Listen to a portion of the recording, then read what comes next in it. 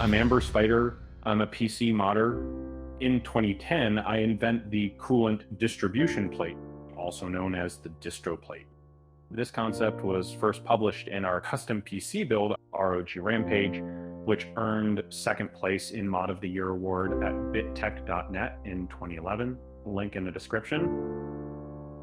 A decade later, in 2020, we pushed the boundaries of innovation to build a water cooling rig with only distro plate, no tubes.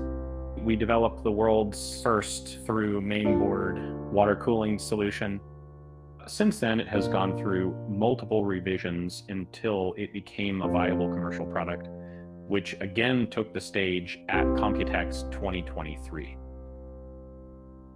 This is the story about our StealthTubing block, from the beginning up to date.